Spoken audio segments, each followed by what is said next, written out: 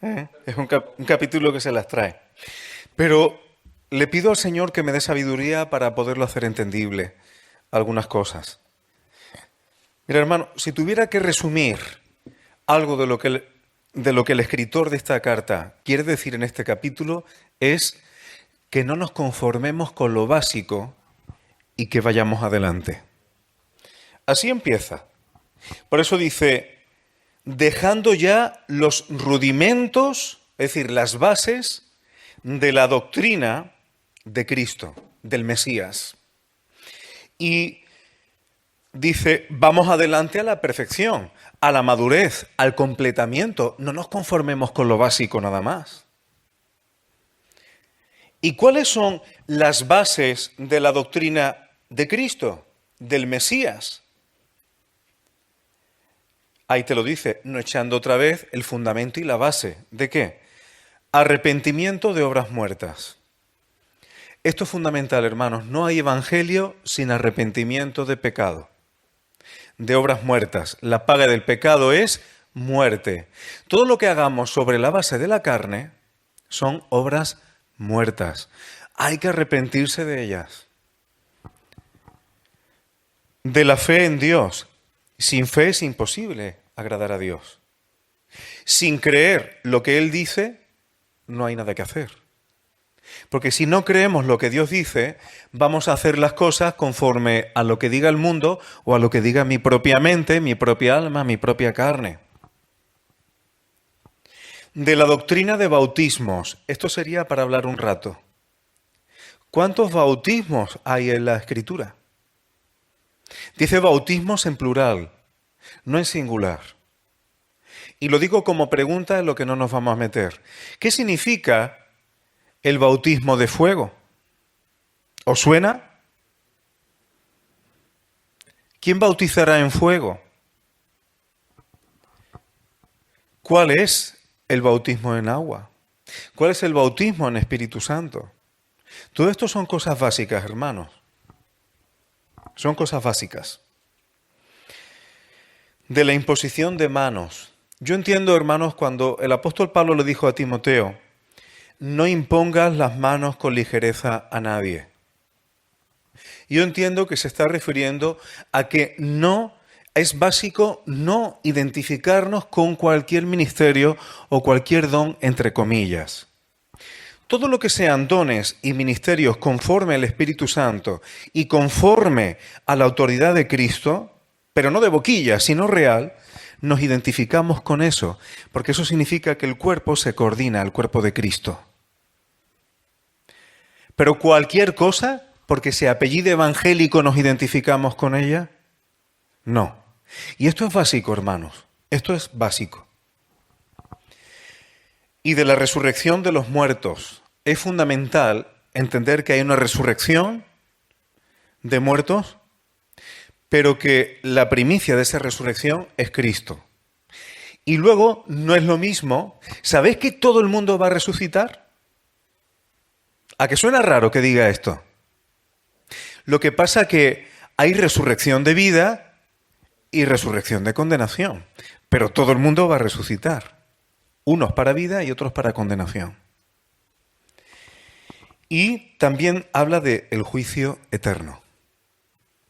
Ya sabéis que hay un juicio, el del gran trono blanco, que tenemos en Apocalipsis, pero también hay un tribunal de Cristo para los miembros de la familia de Dios.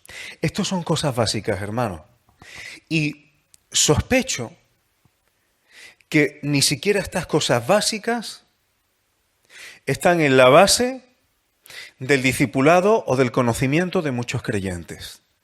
Algunas de ellas sí, otras sospecho que no. Y el escritor de esta carta dice que no nos quedemos en estas cosas. Algunas personas se encuentran muy cómodos, ya no digo en la base, sino en la base de la base. Una fe sencilla, lo demás, lo importante es... Pero hermano, lo que está diciendo el escritor aquí, y subrayo lo que dice en el versículo 3, dice, y esto haremos. ¿Qué se refiere? ¿A qué se refiere esto haremos? Dice, vamos a dejar las bases de la doctrina de Cristo y vamos adelante a ser más completos. Esto vamos a hacer. Es lo que está diciendo el escritor. Hay que ir más allá. Y ahora dice por qué. Y llegamos a algo complicado, algo difícil de entender. Porque es imposible que los que una vez fueron iluminados y gustaron del don celestial y fueron hechos partícipes del Espíritu Santo, y asimismo gustaron de la buena palabra de Dios y los poderes del mundo por venir, es decir, del siglo venidero, y recayeron, sean otra vez renovados para arrepentimiento, crucificando de nuevo para sí mismos al Hijo de Dios y exponiéndole al vituperio. Una parte difícil, ¿verdad? ¿No os imagináis la cantidad de discusiones que ha traído este pasaje? La salvación se pierde, la salvación no se pierde, y entramos en discusiones. Yo voy a decir humildemente cómo entiendo yo este pasaje a la luz de las Escrituras. Fijaos que ha empezado el capítulo hablando de proseguir a la perfección y de no quedarnos en la base, en lo inmaduro. Cuando alguien es inmaduro, o un niño, que por antonomasia es inmaduro, los niños son preciosos, pero un niño vive para sí. Un niño, un bebé es egoísta. Cuanto más niños es, más egoísta. Son encantadores, pero claro, si ya uno crece y sigue nada más que pensando en sí, ya va perdiendo el encanto. Pero un niño está centrado en sus propias necesidades. Y pienso, hermanos, que a veces nos cuesta entender la palabra de Dios porque vamos a ella desde una perspectiva exclusivamente, porque no digo que no tenga esa parte también, ese aspecto, pero vamos a la Biblia con una perspectiva nada más que devocionalista. ¿Qué me dice la Biblia a mí? Señor, ¿cuál es tu propósito para mí? Señor, ¿qué tienes que decirme hoy a mí? A mí, a mí, a mí, a mí. ¿Y sabes lo que pasa? Que hay cosas en la Escritura que está dicha que tiene que ver con el plan de Dios, no solamente pensando en ti como individuo. Si yo voy a la Biblia nada más pensando en que es un mensaje individual para un creyente individual, pierdo la perspectiva del plan de Dios y lo que Dios viene haciendo a través de la historia en su plan. Y creo, hermanos, claro, si miramos esto con un esquema conforme a nuestra religión, claro, ¿quiénes fueron una vez iluminados? Nosotros, que hemos escuchado el Evangelio. ¿Quiénes gustaron del don celestial? Nosotros, que hemos conocido la gracia de Dios. ¿Y fueron hechos partícipes del Espíritu Santo? Nosotros. ¿Y gustaron la buena palabra de Dios? Nosotros. Y todos nosotros. Pues, ¿y si no fuera por ahí lo que está diciendo el escritor? ¿A quién va dirigida esta carta? ¿Cómo se llama? A los hebreos. Y yo me pregunto, voy a leer un pasaje en Romanos 9. Romanos 9 voy a leer el versículo 3, 4, 5, 6, 8 y 27. Lo digo así porque se está grabando. Fíjate lo que dice Pablo. Porque deseara yo mismo ser anatema, separado de Cristo, por amor a mis hermanos, los que son mis parientes según la carne. ¿Eso quiénes son? Versículo 4, que son israelitas. Y ahora dice, de los cuales son de los israelitas son la adopción, la gloria, el pacto, la promulgación de la ley, el culto y las promesas. Si Pablo no estuviera explicando ahí que está hablando de los israelitas en la carne y quitara eso, tú pudieras estar pensando que está hablando de prácticamente la iglesia o de nosotros. De quienes son los patriarcas, algunas cosas que son claras que se refiere a Israel, de los cuales según la carne vino Cristo el Mesías, el cual es Dios sobre todas las cosas, bendito por los siglos. Amén. Y sigue diciendo Pablo, Versículo 6. No que la palabra de Dios haya fallado, porque es que había palabra de Dios que tenía que ver con los israelitas. Porque no todos los que descienden de Israel son israelitas. Y esto me interesa subrayarlo, hermanos.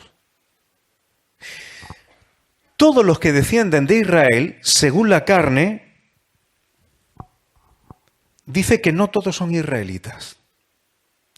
Esto es, lo explica el versículo 8, no los que son hijos según la carne son los hijos de Dios, sino que los que son hijos según la promesa son contados como descendientes. Hermano, esto es importante que lo entendamos.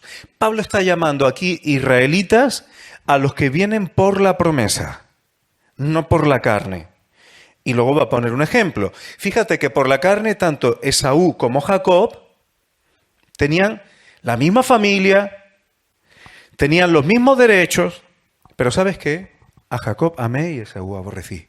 ¿Y por dónde vino la promesa? Por Jacob, que además la buscaba, la procuraba y luchaba por ella. No como Esaú, ya lo hemos visto en capítulos anteriores de Hebreo, que era un profano, fornicario, que por una sola comida vendió una promesa con unas consecuencias universales. Qué mal negocio hizo Esaú. Y dice el versículo 27 de Romanos 9, también Isaías clama tocante a Israel, si fuera el número de los hijos de Israel como la arena del mar, tan solo un remanente será salvo. ¿Por qué estoy diciendo esto, hermanos? ¿Y si lo que está diciendo Hebreos aquí no es una cuestión solamente individual, sino es una cuestión colectiva? Colectiva. Porque acordaos de lo que hemos visto en capítulos anteriores. Hablaba de aquellos que no creyeron y por incredulidad no entraron. El capítulo 4 hemos visto, dice que a ellos se les predicó la misma buena nueva que a nosotros, y en griego era evangelizo. ¿Os acordáis? Pero aquellos, ¿por qué no entraron en el reposo? Por incredulidad. ¿Y si este pasaje está refiriéndose de una forma colectiva? Teniendo en cuenta que un poco más adelante, cuando hable del sumo sacerdote, va a hablar del día de la expiación, Yom Kippur. Un día en el que no se determinaba si individualmente tú eras salvo o no, o formabas parte del pueblo o no. Era si Dios aceptaba al pueblo de una forma colectiva o no. Y para eso entraba el sumo sacerdote una vez al año en el lugar santísimo. ¿Y si se está refiriendo a eso? Porque este pasaje, cuando está diciendo que es imposible que los que recayeron, ¿quiénes recayeron? Sean otra vez renovados para arrepentimiento, crucificando de nuevo para sí mismos al Hijo de Dios. Dice el capítulo 9, y ya llegaremos a él, que Cristo fue ofrecido una sola vez para llevar los pecados de muchos y aparecerá por segunda vez sin relación con el pecado, para salvar a los que le esperan. Eso quiere decir que cuando Jesús vuelva, no viene para ser crucificado de nuevo. Solamente los que, por la promesa, por la fe, tienen a Jesucristo como sumo sacerdote hoy, solo esos forman parte del pueblo de Dios. Si Cristo no es nuestro sumo sacerdote, no hay posibilidad. Si buscamos otra alternativa, Cristo no va a volver a venir para redimir a nadie por su propio sacrificio, porque ya lo ha hecho. Ahora viene como el león de la tribu de Judá, para gobernar. Y luego dice, porque la tierra que bebe la lluvia muchas veces cae sobre ella y produce hierba provechosa a aquellos por los cuales es labrada y recibe bendición de Dios. Pero la que produce espinos y abrojo es reprobada. ¿El qué? ¿El qué es reprobada? La tierra. y está próxima a ser maldecida, y su fin es el ser quemada. A mí esto me recuerda al labrador, a los pámpanos, pámpano que no lleva fruto, es cortado y es quemado. Nosotros vemos quemar y ya estamos pensando en infierno.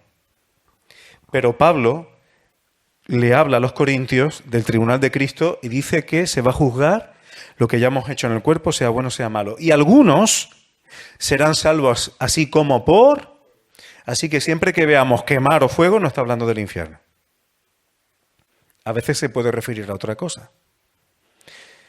Y volvemos al asunto colectivo, hermano. Y no digo que esto no pueda tener una dimensión individual. Lo digo para que tengamos una perspectiva más amplia. Quizá estoy siendo un poco complicado hoy. En Isaías 5 hay un cántico que tiene que ver con una viña. ¿Qué es una viña? ¿Qué es una viña? O un viñedo. Es una tierra destinada a. Y en el cántico de la viña que tenemos en Isaías 5, del 2 al 7, no lo voy a leer todo porque quiero ir concluyendo. Pero Dios habla de un cántico de una viña y dice que la preparó, edificó una torre, hizo un lagar y esperaba que diese uvas, fruto. Pero dio uvas silvestres. ¿Y sabes lo que pasa en el versículo 5 de ahí? Como daba uva silvestre, ¿qué haré yo a mi viña? Dice Dios, le quitaré su vallado y será consumida. Apostillaré su cerca y será hollada. Haré que quede desierta, una tierra desierta. No será podada ni cavada, y crecerán el cardo y los espinos. ¿Qué hemos leído antes? ¿Qué hemos leído antes? Que la tierra, versículo 8, que produce espinos y abrojos, es reprobada y está próxima a ser maldecida. Y su fin es el ser quemada. Versículo 7 de Isaías 5. Ciertamente la viña de Jehová de los ejércitos es la casa de Israel. Y los hombres de Judá, planta deliciosa suya. Esperaba juicio y he aquí vileza, justicia y he aquí clamor. Hermanos, cuando lleguemos al capítulo 8, hablará del nuevo pacto. Y aquí vienen días en que haré el nuevo pacto con la casa de Israel y con la casa de Judá. Hermanos, no perdamos la perspectiva que esto es una carta a los hebreos. Y a veces está hablando de una forma colectiva. Y tiene que ver quizá también con la casa de Israel. No todo tenemos que leerlo en clave individual y personal. Y ahora ya sí cojo el final. Versículo 9. Obviamente todo esto sería como para verlo más tranquilo. Pero, ¿qué tal si estos pasajes se pueden explicar con Romanos 9 e Isaías 5 para entenderlos un poco mejor? Versículo 9. Pero en cuanto a vosotros, es decir, en cuanto al remanente, estamos persuadidos de cosas mejores. Y dice, Dios no es injusto para olvidar vuestra obra y el trabajo de amor. ¿Sabéis, hermano? Estos son frutos.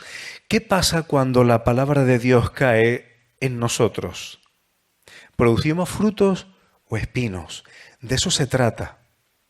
Y he pasado por alto algunas cosas, pero ¿qué es la lluvia temprana y la lluvia tardía? Para entender también este pasaje. ¿Qué pasa cuando la palabra de Dios cae en tu corazón, cae en el mío, o cae sobre nosotros? ¿Qué producimos? Aquí dice Pablo, en cuanto a vosotros, está hablando de obras y de trabajo de amor hacia el nombre de Dios y sirviendo a los santos. Sirviendo a los santos. Me salto algunas cosas que pensaba decir. Pero dice que cada uno de nosotros muestre esta solicitud hasta el fin. Y versículo 12, a fin de que no os hagáis perezosos. ¿Sabéis cuál es la palabra perezosos ahí? Holgazán. ¿Recordáis cuando vimos que unos capítulos antes, poquito antes, dice, os habéis hecho tardos para oír? Por eso os tuve que dar leche y no vianda. La palabra tardos para oír, holgazanería, pereza, es exactamente la misma que hay aquí. No os hagáis holgazanes, sino es que no nos enteramos de la palabra y tenemos que volver a los rudimentos, a la leche otra vez. Sed imitadores de los que por la fe y por la paciencia heredan las promesas. Imitad a los que tú veas que la palabra de Dios ha caído en su corazón y está dando frutos. Eso es lo que tenemos que imitar en Cristo. Llevo 20 minutos, hermanos, y lo voy a dejar aquí. Lo voy a dejar aquí. Lo voy a dejar aquí. Luego habla de la importancia de la promesa, de tal manera que Dios juró por sí mismo. Cuando Dios jura por sí mismo algo, ya te puedes imaginar lo que eso significa. Y dejo una pregunta. Dice este capítulo que por dos cosas inmutables en las cuales es imposible que Dios mienta. ¿Cuáles son las dos cosas inmutables en este capítulo en las cuales es imposible que Dios vaya a mentir? Ahí están. ¿Cuáles son esas dos cosas que no hay quien las cambie? Se ha consumido el tiempo y lo voy a dejar en suspenso, porque también es verdad que esto no es un estudio bíblico pormenorizado. Ahí está, pero bueno, como hay tiempo de compartir, lo dejo ahí. Así que Jesús es nuestro sumo sacerdote y más adelante seguiré hablando de eso. Hermano, lo voy a dejar aquí. Creo que es suficiente, luego hay tiempo para compartir y para abundar más. Que el Señor nos guarde y que su palabra sobre nosotros dé fruto y no espinos.